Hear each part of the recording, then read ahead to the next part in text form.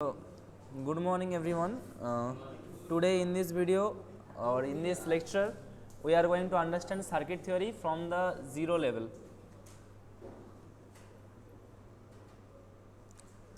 Okay. तो normal हम लोग सर्किट मतलब क्या समझते हैं? सर्किट का मतलब क्या समझते हैं नॉर्मल भाषा में? सर्किट मतलब क्या होता है? सर्किट मतलब जहाँ पे बैटरी होता है, इंडक्टर होता है, रजिस्टर होता है, कैपेसिटर होता है, कुछ ऐसा बहुत सारा चीज़ अगर एक साथ है उसको क्या बोलते हैं? इलेक्ट्रिकल सर्किट बोलते हैं। ठीक है, जो पहले क्लास में हम लोग थोड़ा बहुत सुने थे, तो इसको ग्राफिकली समझेंगे तो मोर क्लियर होगा। तो सर्किट का मतलब क्या होता है? किसी भी तरीके के कंपोनेंट जैसे इंडक्टर, कैपेसिटर, कुछ भी इलेक्ट्रिकल कंपोनेंट अगर है, इलेक्ट्रिकल कंपोनेंट कौन कौन सा है ये तो पता है ना, कौन कौन से चीज़ को हम लोग इलेक्ट्रिकल कंपोनेंट बोलते हैं? मतलब इलेक्ट्रिकल रिलेटेड, जैसे कैपेसिटर, बैटरी, मोटर, ये सब इलेक्ट्रिकल कंपोनेंट है। तो ये सब जब अपने आप में मतलब किसी भी तरीके से जोड़ देते हैं उसको वायर से, उसको बोलते हैं इलेक्ट्रिकल नेटवर्क। ठीक है, देखो यहाँ पे ऐसे जुड़ा है, कहीं पे ऐसे जुड़ा है, कैसे भी जुड़ दो उसको बोलते हैं इलेक्ट्रिकल नेटवर्क। उस नेटवर्क में अगर एक क्लोज पाथ है, क्लोज पाथ मतलब एक जगह से स्टार्ट करेंगे वहाँ पे रिटर्न आ सकते हैं, तो उसको क्या बोलेंगे? उस नेटवर्क को क्या बोलेंगे? सर्किट। इसका मतलब नेटवर्क मतलब है कोई भी तरीके से जोड़ दो सब नेटवर्क है। वही नेटवर्क अगर एक क्लोज पाथ मिनिमम है, उसी नेटवर्क को क्या बोलेंगे? नेक्स्ट सर्किट बोलेंगे। ठीक है, तो सर्किट थ्योरी पढ़ रहे हैं या फिर नेटवर्क थ्योरी पढ़ रहे हैं, मोर ओवर वो सेम ही चीज़ है। तो इसी को हम क्या हो गया, डिस्कनेक्ट हो गया कुछ, एक सेकेंड।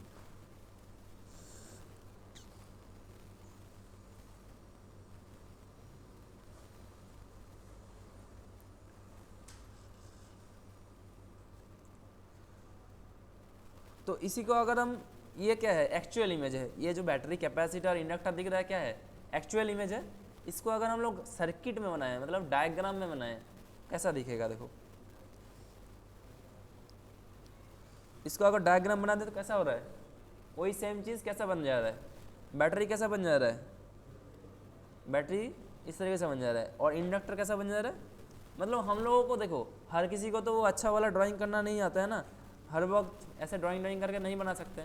तो कुछ एक सिंबल बना दो जो आसानी से बना सकते हैं, उसको बार बार हम लोग एनालाइज करना है किसी चीज़ को। जैसे आप लोग घर में कुछ नया कुछ फर्नीचर लगाने वाले हो, तो क्या एग्जैक्ट फर्नीचर का इमेज ड्रॉ करके देखते हो, एक रफ आइडिया बना लेते हो? वैसे ही हम लोग सर्किट में ये बैटरी को एज ए सिंबल रिप्रेजेंट किए हैं। तो इससे क्या होगा? आसान होगा, हम लोग फटाफट से उसको क्या कर सकते हैं, फटाफट से ड्रॉ करके एनालाइज कर सकते हैं। तो वैसे ही देखो कैसा कैसा सिंबल होता है अलग अलग। बैटरी का सिंबल इस तरीके से होगा, ये डीसी सोर्स का सिंबल है। एसी सोर्स होगा तो कैसा होगा?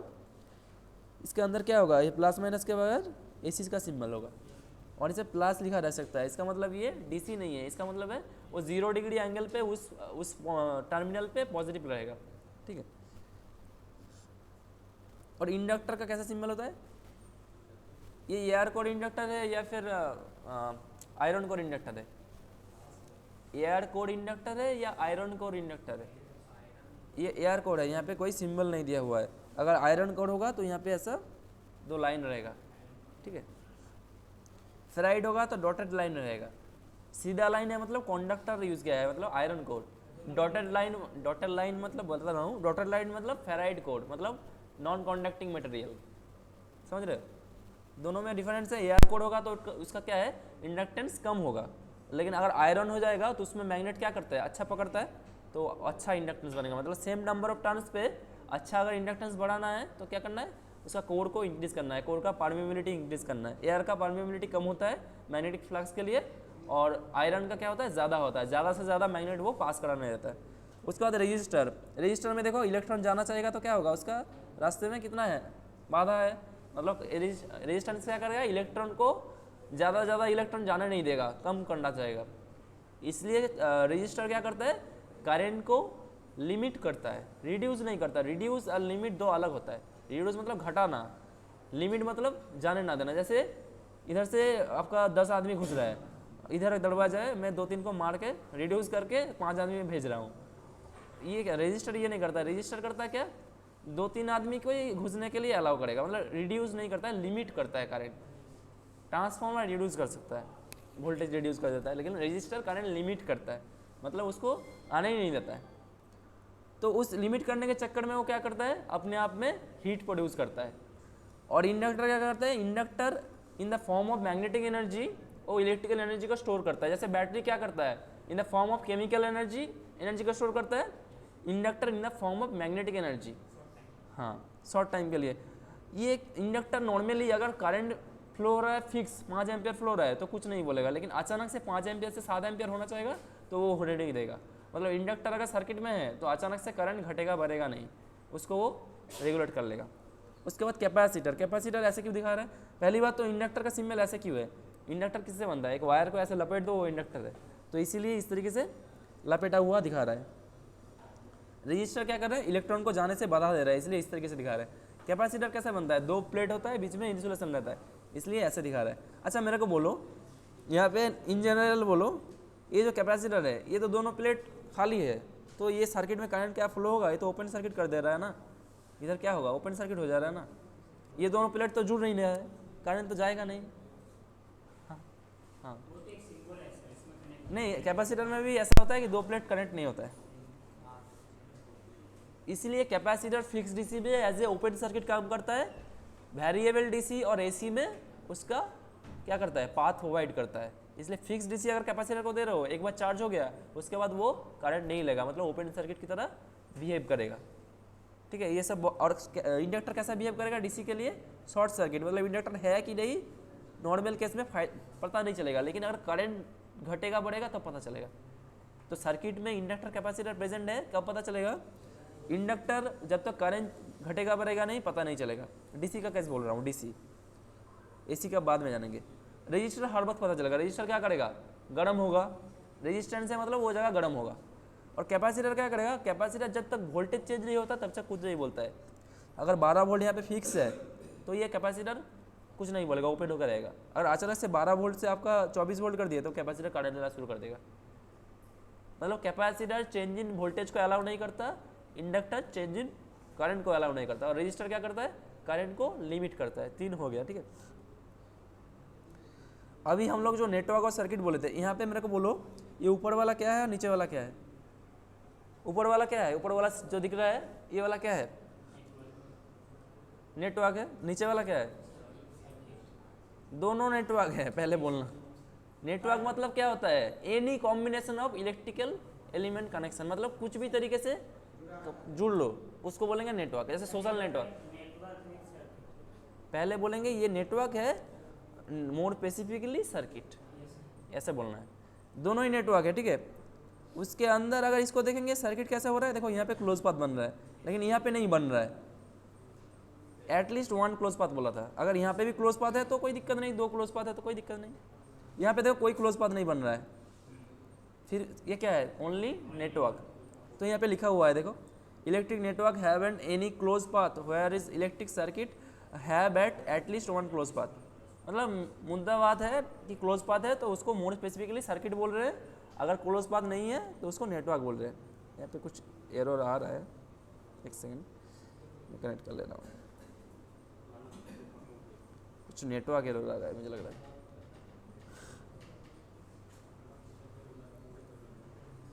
अभी ये दोनों पार्ट क्लियर हो गया ना, मतलब एक्चुअल हमारा सर्किट कैसे बन रहा है, मतलब ये जो हम लोग सर्किट एनालिसिस करते हैं मतलब किसका कर रहे हैं, एक्चुअली ये सब कंपोनेंट को ही हम लोग कागज कलम में समझ रहे हैं। मतलब ये जो हम लोग ऐसे ऐसे ड्रॉ कर दे रहे हैं, आपको जो जो पढ़ते नहीं है उनको पता ही नहीं चलेगा क्या कर रहे हैं, क्या सब चल रहा है, वो कुछ नहीं है। वो रजिस्टर को तो हम लेकर यहाँ पे बैठा के तो एनालाइज नहीं कर सकते ना, उसका सिंबल और वैल्यू लेके कैलकुलेट करते हैं। अभी रजिस्टर कितना पकड़ का होता है, देखो रजिस्टर मतलब क्या है, वो डिवाइस होता है, उसका प्रॉपर्टी क्या होता है, रेजिस्टेंस। जैसे मिर्ची है, मिर्ची वो डिवाइस है, मिर्ची का प्रॉपर्टीज क्या होता है, तीखापन। तो register is the device, resistance is the property of the register, समझ रहे हो। तो इंडक्टर है, इंडक्टर का प्रॉपर्टीज क्या होगा, इंडक्टेंस। कैपेसिटर है, कैपेसिटर का प्रॉपर्टीज क्या होगा, कैपेसिटेंस। कैपेसिटर कैपेसिटेंस अलग है, आप लोग इससे पहले मुझे लगता है एक ही समझते थे ना, capacitor capacitance, inductor inductance, resistor resistance. नहीं, एक डिवाइस है, एक डिवाइस का प्रॉपर्टीज है। एक प्रैक्टिकल रेजिस्टर में इंडक्टेंस भी रह सकता है, कैपेसिटेंस भी थोड़ा बहुत रह सकता है, होता है। एक वायर ले लो, उसको इंडक्टर बना दो, तो इंडक्टर है वो, उसमें क्या है, ज़्यादातर इंडक्टेंस है, लेकिन उसमें थोड़ा बहुत रेजिस्टेंस भी तो है ना। लेकिन उस डिवाइस को क्या बोलेंगे हम, रेजिस्टेंस बोलेंगे, इंडक्टर ही बोलेंगे, लेकिन उसमें थोड़ा बहुत रेजिस्टेंस रहेगा क्योंकि वायर से बना हुआ है ना। अभी देखो रजिस्टर कितना प्रकार का होता है। रजिस्टर को हम लोग वास्टली दो प्रकार से भाग कर सकते हैं, एक लीनियर, एक नॉन लीनियर। लीनियर मतलब इसमें वोल्टेज डबल कर दोगे करंट डबल हो जाएगा। नॉन लीनियर मतलब वोल्टेज डबल करोगे कुछ फर्क नहीं पड़ेगा, अचानक से करंट लेने लगेगा। मतलब इसका बिहेवियर लीनियर नहीं है। मतलब आप किसी दुकान में 10 रुपये दिए, आपको 2 प्रोडक्ट दिया, 20 रुपये देगा तो 4 प्रोडक्ट देगा, लीनियर रिलेशन हो रहा है। लेकिन ऐसा दुकान का 10 रुपये दिए 1 प्रोडक्ट दिया, 20 रुपये देने से 10 प्रोडक्ट दे दिया, मतलब कुछ कनेक्शन ही नहीं है, दोनों का रिलेशन ही नहीं है, लीनियर, पूरा टोटली नॉन लीनियर। तो ऐसा ही है, रजिस्टर दो प्रकार का होता है, एक है लीनियर, दूसरा है नॉन लीनियर। तो लीनियर कैसा दिखता है देखो, और नॉन लीनियर कैसा दिखता है। पहले नॉन लीनियर को सुन लेते हैं क्योंकि ये ज़्यादा हम लोगों को आसपास रहता है। पहले होता है थर्मिस्टर। थर्मिस्टर क्या है, एक नॉन लीनियर रजिस्टर है। थर्मिस्टर क्या काम करता है, टेम्परेचर को डिटेक्ट करता है, टेम्परेचर के ऊपर इसका रेजिस्टेंस घटता बढ़ता है। ये जो एसी आपका टेम्परेचर दिखाता है ना 24 डिग्री सेल्सियस, वो कैसे बताता है, उसका जो सेंसर है वो है थर्मिस्टर। आपको लैपटॉप का बैटरी को तोड़िएगा, किसी भी आपका थर्मोमीटर को तोड़िएगा, उसमें जो टेम्परेचर नापता है, या फिर मल्टीमीटर में जो टेम्परेचर नापते हैं, छोटा वाला एक मूग रहता है ना, वो काला वाला, वो यही है। यह क्या है, वेरिएबल रजिस्टर है थर्मिस्टर। ये टेम्परेचर के साथ अपना रेजिस्टेंस को घटाता बढ़ाता है। उसके बाद क्या है, एलडीआर। एलडीआर क्या करता है, light detection register, sorry light, ये गलत बोल दिया, मैं भी इसके साथ बोल दिया, लाइट डिपेंडिंग रजिस्टर।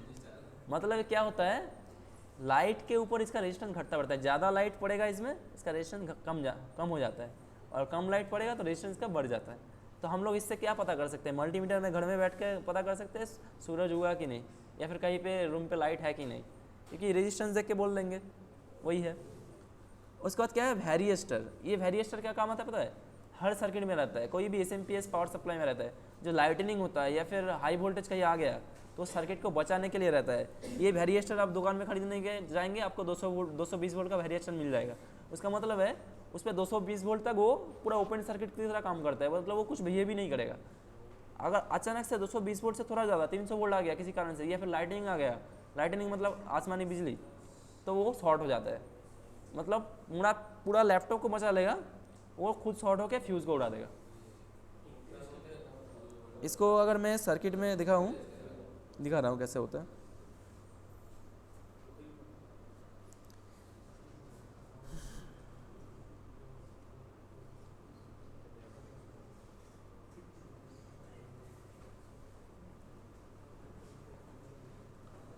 तो यहाँ पे सपोज एसी 230 वोल्ट घर से एक चार्जर में, लैपटॉप चार्जर में आ रहा है, लाइव और न्यूट्रल, ठीक है। तो यहाँ पे फ्यूज़ रहता है, उसके बाद सर्किट में जाता है, तो ये एमओवी या फिर वेरिएस्टर यहाँ पे लगा रहता है। इसका सिंबल एग्जैक्ट मुझे याद नहीं है अभी, कुछ इस तरीके से ही दिखता है। इसमें क्या होता है, नॉर्मल कंडीशन में ये एज ए ओपन सर्किट, मतलब कुछ बिहेव नहीं करता है, नॉर्मल 230 वोल्ट आ रहा है तो। लेकिन अचानक अगर यहाँ पे किसी कारण से ज़्यादा वोल्टेज आ गया, सपोज 1000 वोल्टेज आ गया वज्रपात के कारण, तो ये अपने आप को शॉर्ट कर देता है। शॉर्ट करने से क्या होगा, पूरा सर्किट क्लोज 1000 वोल्ट, तो क्या होगा, फ्यूज़ तुरंत क्या होगा, फ्यूज़ तुरंत उड़ जाएगा, तो सर्किट पूरा मेरा बच जाएगा। इसलिए ये कोई भी एसएमपीएस खोलोगे उसके अंदर ये वेरिएस्टर रहेगा ही रहेगा।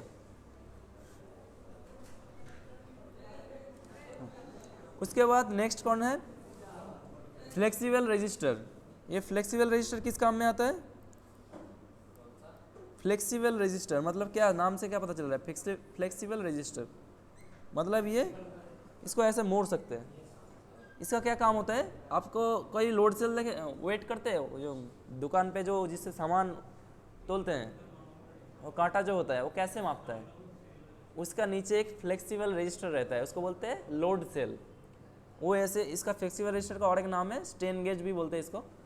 तो ये लोड सेल में लगा रहता है, मतलब ऐसे फ्लेक्सिबल रजिस्टर है। ये फ्लेक्सिबल रजिस्टर के ऊपर जब आप कुछ वेट दे रहे हैं तो ये क्या बेंड होगा, जैसे यहाँ पे आप लोग यहाँ पे बाहर चबा रहे हैं तो क्या होगा, बेंड होगा, तो बेंड होने से इसका रेजिस्टेंस चेंज हो जाता है, तो वो चेंज इन रेजिस्टेंस को हम लोग वेट में दिखाते हैं डिस्प्ले में।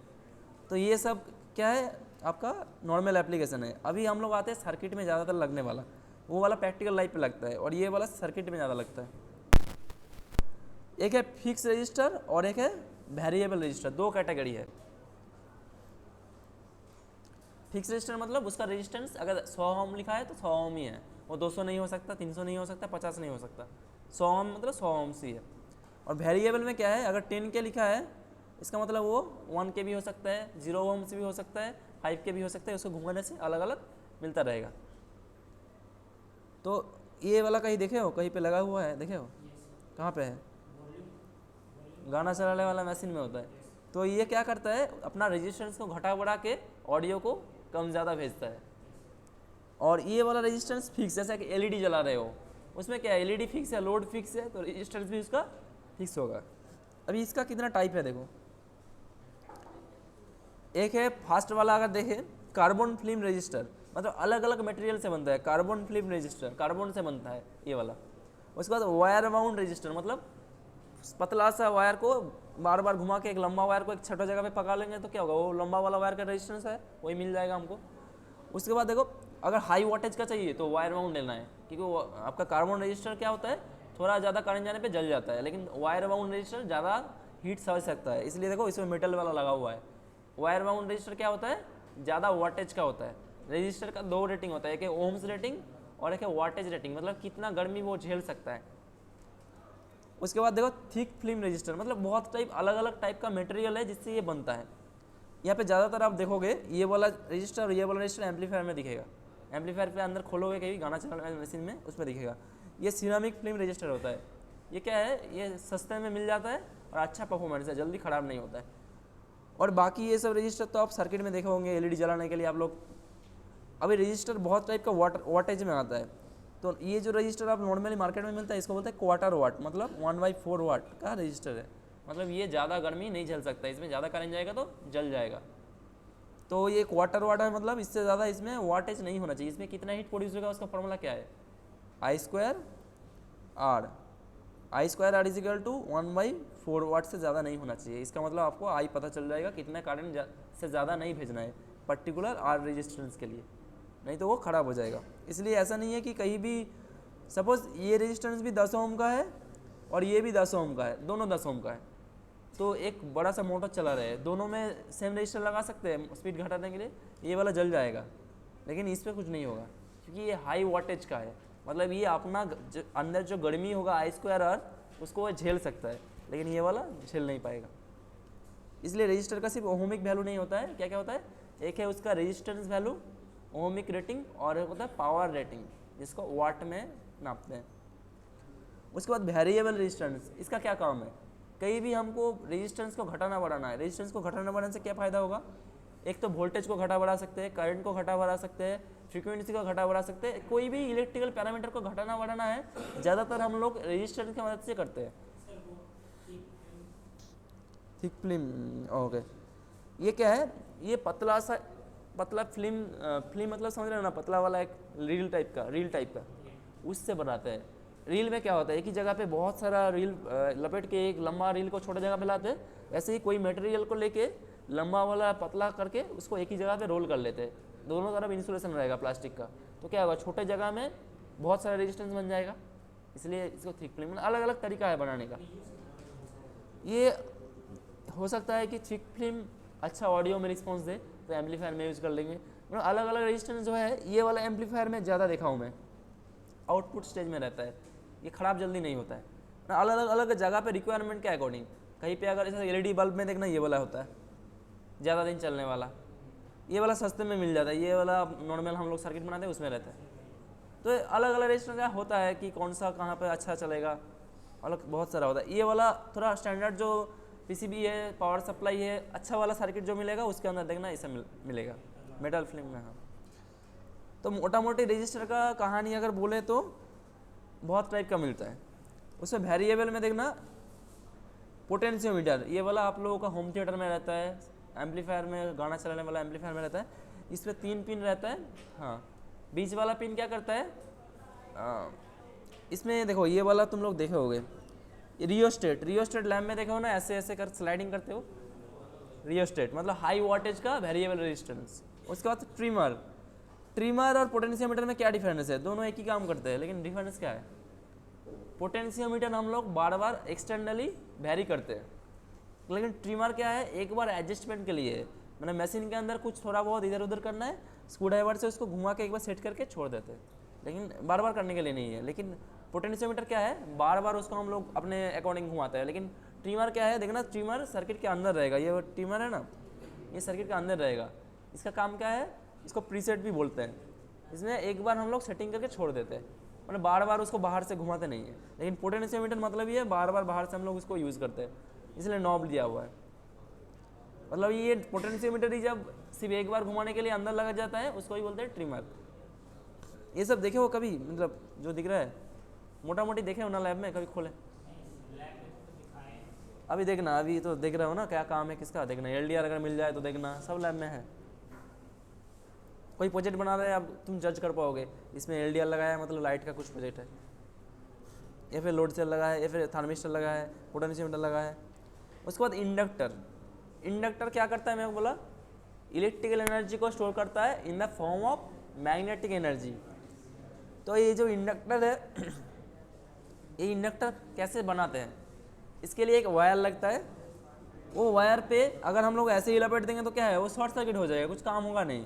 उसमें नंबर ऑफ टर्न्स है, ज़्यादा से ज़्यादा पाक बढ़ाना है, इसलिए ये वायर सिर्फ वायर नहीं है, ऊपर इंसुलेशन है। अच्छे से देखो, यहाँ पे एनामेल कोटिंग है, मतलब जैसे नॉर्मल वायर में क्या होता है, एक रबर या प्लास्टिक का इंसुलेशन है, पीवीसी का इंसुलेशन होता है, इसमें किसका इंसुलेशन है, एनामेल एक इंसुलेटिंग मटेरियल है, उसका इंसुलेशन है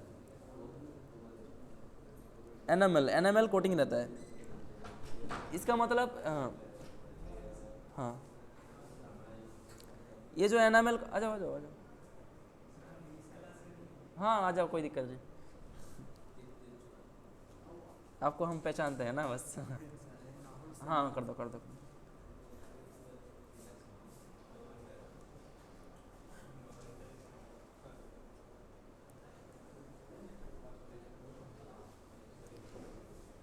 ठीक है, आप लोग इधर फोकस कीजिए, उसका काम करने दीजिए।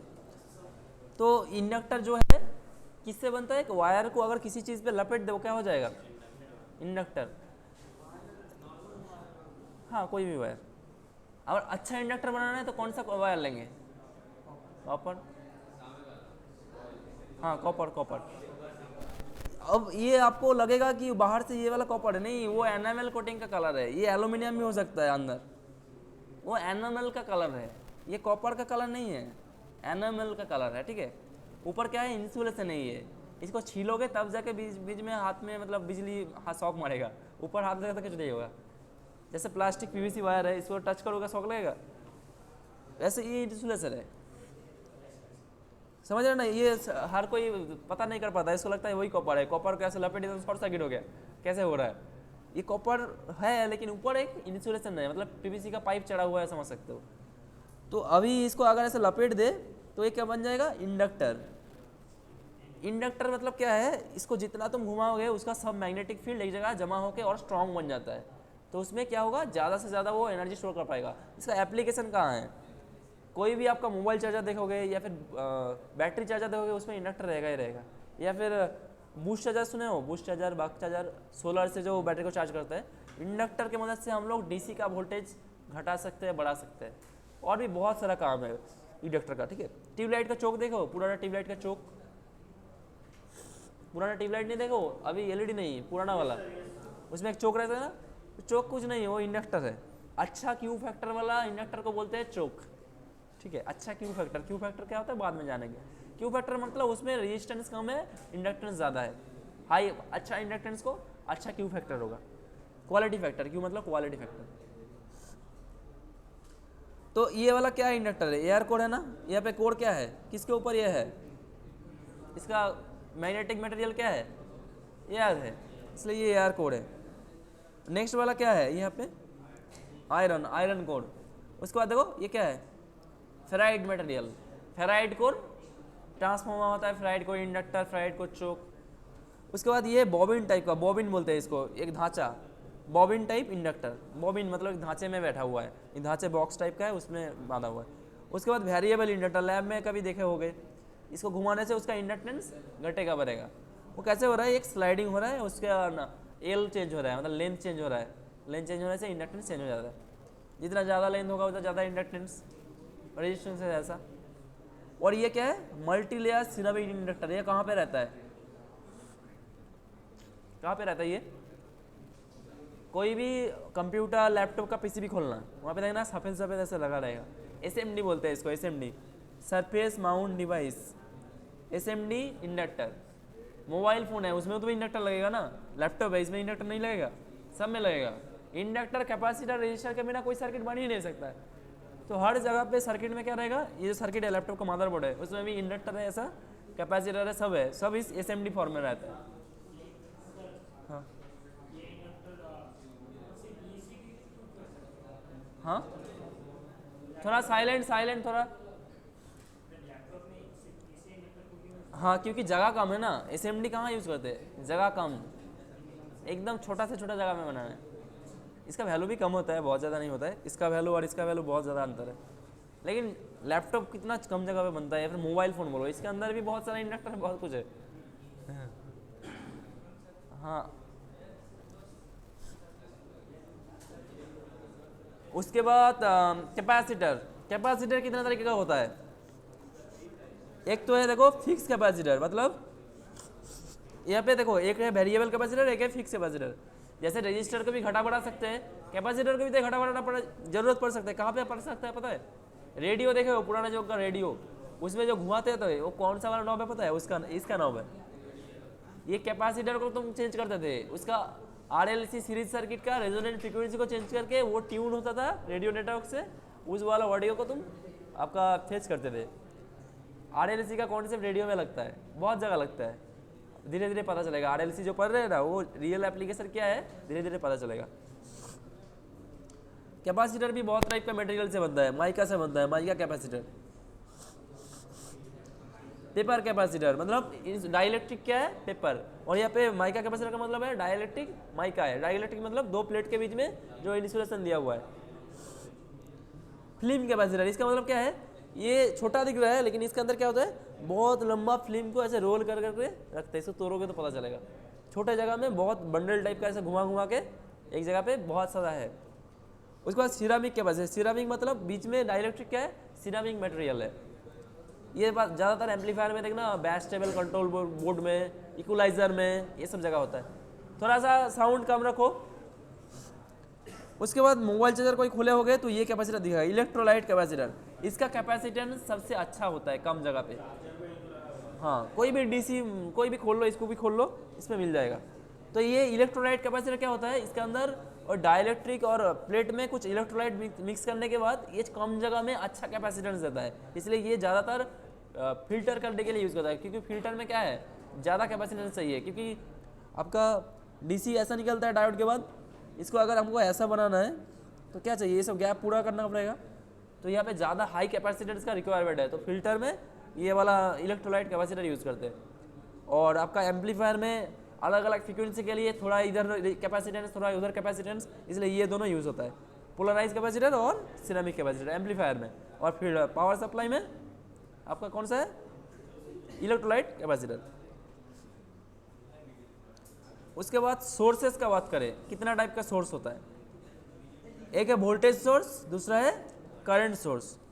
अभी ये जो आइडियल है, आइडियल का मतलब है किसी भी चीज़ को हमको अगर काम करना है उसको एक फिक्स पकड़ के काम करना रहता है, नहीं तो प्रैक्टिकल पकड़ने जाएंगे तो बहुत कॉम्प्लिकेटेड हो जाएगा।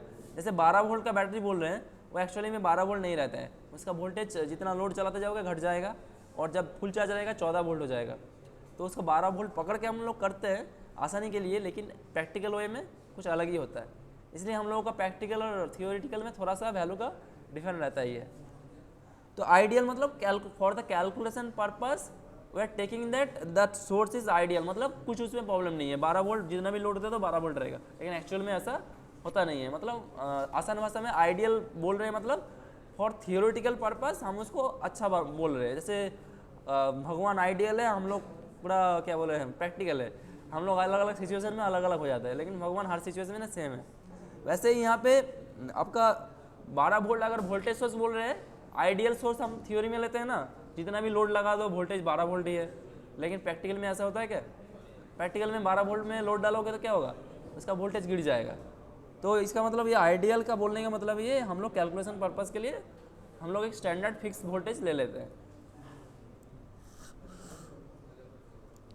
तो यहाँ पे प्रैक्टिकल मतलब उस पर क्या है, लोड डालने पे क्या होगा, उसका घट जाएगा। बैटरी में लोड डालने से क्या होता है, उसका वोल्टेज क्या होता है, थोड़ा घट जाता है। करंट सोर्स में क्या होगा, करंट सोर्स का एग्जांपल सोलर पैनल को थोड़ा ले सकते हो। सोलर पैनल थोड़ा सा करंट सोर्स का एग्जांपल होता है, उसमें करंट ऑलमोस्ट सेम रहता है, वोल्टेज घटता बढ़ता रहता है, थोड़ा सा आसपास है। मतलब सोलर पैनल एक टाइम पे सोलर पैनल करंट सोर्स की तरह भी काम करता है, एक टाइम पे वोल्टेज सोर्स का, उसका ग्राफ ऐसा होता है ना। उसमें ये जो जोन है इसमें देखो ऑलमोस्ट करंट सेम है, वोल्टेज बहुत ज़्यादा ड्रास्टिकली कम घट रहा है, बढ़ रहा है। तो ये वाला जोन होता है करंट सोर्स और ये वाला जोन है वोल्टेज सोर्स, बाद में सीखोगे। और अब थोड़ा सिंबल कुछ फेमिलियर हो जाता है। डीसी वोल्टेज सोर्स का सिंबल कैसा होगा, इस तरीके से देखो, प्लस बड़ा वाला है, माइनस छोटा वाला है। ये पे 2 है, मतलब 2 बैटरी सीरीज में है, तो नॉर्मली ऐसे भी दिखाते हैं। और अगर वेरिएबल डीसी सोर्स है, मतलब उसका वोल्टेज घटेगा बढ़ेगा, ये वाला क्या है, फिक्स डीसी सोर्स। अगर वेरिएबल डीसी सोर्स है तो इस तरीके से एरो दे करके, मतलब ये घट सकता है, बढ़ सकता है। और अगर जनरेटर है तो किस तरीके से दिखाएंगे, इस तरीके से दिखा सकते हैं, या फिर ऐसे भी दिखा सकते हैं, जी करके। करंट सोर्स को कैसे अच्छा, एसी वोल्टेज सोर्स को कैसे दिखाएगा, थोड़ा देर पहले भी बताया था, ऐसे दिखाएंगे क्योंकि एसी सिंबल लगा मतलब। और करंट सोर्स है मतलब ऐसे एरो से दिखाना है, करंट अपवर्ड जा रहा है, और ऐसे भी दिखा सकते हैं। और एसी करंट सोर्स में कैसे दिखाएंगे, ऐसे एक एसी का सिंबल ऐड कर देंगे। अभी थोड़ा सा एसी वर्सेस डीसी समझ लेते हैं। डीसी मतलब होता है उसका पोलैरिटी फिक्स है। डीसी मतलब उसका नॉर्मल भाषा में उसका यूनिडायरेक्शन भी बोलते हैं, मतलब उसका पोलैरिटी फिक्स है। एक गाड़ी है, गाड़ी अगर जा रहा है तो आगे ही जाएगा, सिर्फ आगे पीछे नहीं होगा। वैसे डीसी मतलब क्या है, जो सोर्स है उसका प्लस माइनस फिक्स है, प्लस माइनस बार बार चेंज नहीं हो रहा है, वो है डीसी। बैटरी में क्या होता है, प्लस माइनस बार बार चेंज होता है, नहीं होता है। लेकिन ट्रांसफॉर्मर में जो 2 वायर है उस पर प्लस माइनस क्या हो रहा है, कॉन्टिन्यूसली चेंज हो रहा है ना। हाँ, कॉन्टिन्यूसली क्या हो रहा है, चेंज हो रहा है। उसका मतलब वो क्या है, एसी सोर्स है। लेकिन बैटरी में आपका सोलर पैनल में उसका प्लस माइनस क्या है, फिक्स है। वोल्टेज कम ज़्यादा हो रहा है उससे प्रॉब्लम नहीं है, लेकिन प्लस माइनस अगर पोलैरिटी चेंज हो जा रहा है बार बार, वो सोर्स क्या है, एसी। तो थोड़ा बहुत अगर ग्राफ पता है आपको तो ये पे ग्राफ पे आप समझ सकते हो। यहाँ पे ये लाइन दिखा रहा है, सपोज ये 12 वोल्ट है, ये 12 वोल्ट से अगर 10 वोल्ट भी हो गया कोई दिक्कत नहीं, वो डीसी है। लेकिन 12 वोल्ट से अचानक से -12 वोल्ट हो गया, मतलब वो एसी है। मतलब उसका प्लस माइनस फिक्स होना चाहिए, तब वो डीसी है। प्लस माइनस अगर घूम जा रहा है, चेंज हो जा रहा है, वो एसी है। ट्रांसफॉर्मर में एसी क्यों बनता है पता है, या फिर मोटर जनरेटर में एसी क्यों बनता है, चुम्बक पहले नॉर्थ आया फिर साउथ आएगा तो क्या होगा, वोल्टेज पूरा घूम जाएगा ना, वही हो रहा है। अगर सिर्फ नॉर्थ आता तो प्लस से ही बनता, नॉर्थ के बाद साउथ भी आ रहा है ना।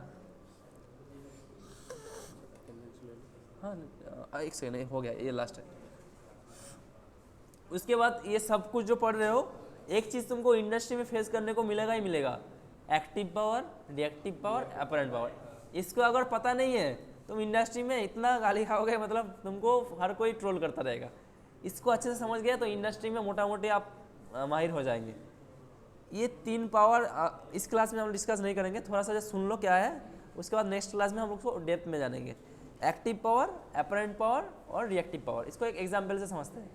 फ्लिपकार्ट में आपने 10 प्रोडक्ट ऑर्डर किया, 10 प्रोडक्ट ही आपके पास भेज दिया फ्लिपकार्ट ने। तो एक बाहर बैठा मीटर एक देख रहा है आपको, तो मीटर अभी देखा कि इसमें 10 VA पावर, 10 VA पावर ये लिया है, इसे ये क्या है, अपरेंट हो गया। अपरेंट माने, अपरेंट का मतलब क्या होता है, दिखने में लग रहा है।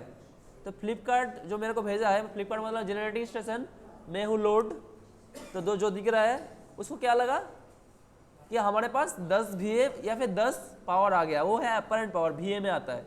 लेकिन एक्चुअल में मैं 8 प्रोडक्ट लिया, 2 प्रोडक्ट रिटर्न कर दिया, तो 8 प्रोडक्ट जो लिया वो क्या है, एक्टिव पावर। दो प्रोडक्ट जो रिटर्न कर दिया, लिया फिर दे दिया, ये क्या है? Reactive power. रिएक्टिव पावर और लॉस में डिफरेंस क्या है? लॉस मतलब लिया उसके बाद कचरे में डाल दिया, फेंक दिया, वो है लॉस। रिएक्टिव पावर मतलब लिया फिर से सोर्स को ही दे दिया। ये अगर अच्छे से समझ जाओगे इलेक्ट्रिकल लैंग्वेज में तो तुम्हारा कभी भी इंडस्ट्री में कोई तुमको ट्रोल नहीं कर पाएगा, क्योंकि इंडस्ट्री में इसी पे फोकस है कि कैपेसिटर बैंक लगा के पावर फैक्टर ठीक करना है, एक्टिव पावर और अपरेंट पावर सेम करना है। रिएक्टिव पावर जितना ज़्यादा होगा उतना लॉस है, मतलब हमारा नुकसान है। आपका अगर पावर फैक्टर 1 है मतलब रिएक्टिव पावर 0 है, आपका बिल कम आएगा। सेम लोड चला रहे, पावर फैक्टर खराब है, रिएक्टिव पावर ज़्यादा है, आप ही बोलिए फ्लिपकार्ट से आप 10 प्रोडक्ट ऑर्डर किए, 10 आप ले लिए, तो फ्लिपकार्ट आपको डिस्काउंट देगा कि नहीं देगा? अगर कोई 10 लेता है 5 रिटर्न करता है बार बार, तो उसको क्या करेगा? फाइन देगा।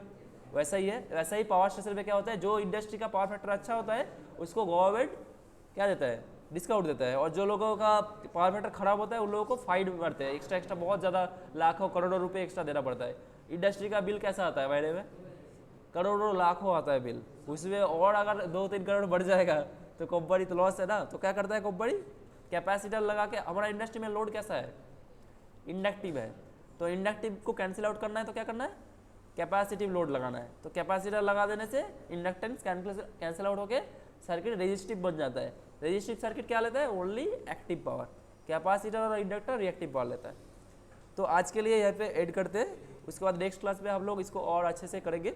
आज ओवरऑल पहला जो क्लास हुआ था उसका मैं थोड़ा समरी करा दिया, तो इसको मैं ऐड करता हूँ।